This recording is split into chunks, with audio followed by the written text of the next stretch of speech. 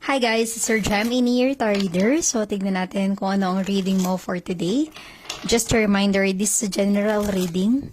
So, this may or may not resonate with you, so don't take it personally. This is just a guide.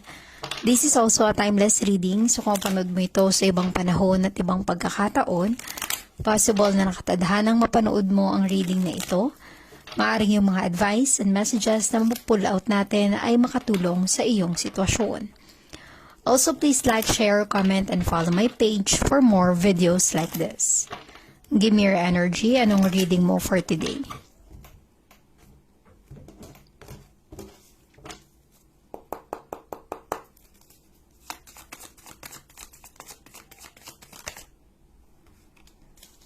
Okay.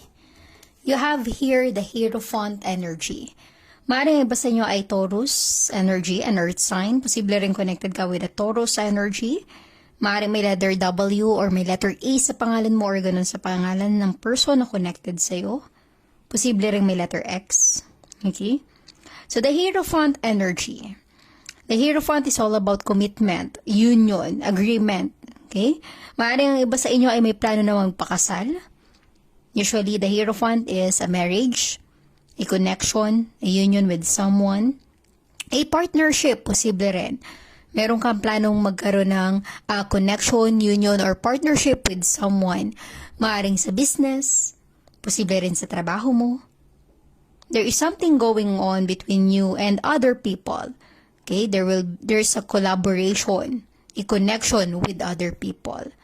So, ibig sabihin nito, the Hierophant energy, if you are going to have a connection with other people or meron kang agreement or union or ito ay patungkol sa wedding or kasal, marriage, humingi ka ng guidance, okay? Humingi ka ng advice,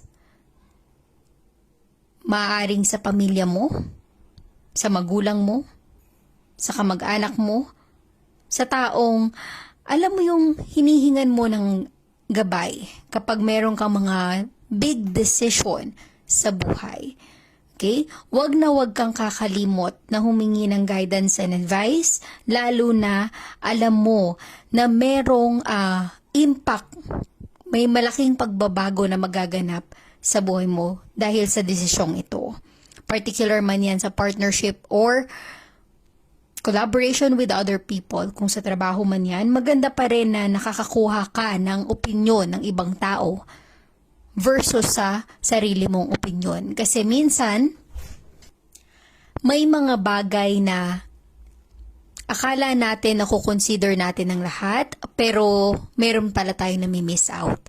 Or may mga bagay pala na hindi natin napapansin, pero yung iba nakakapansin.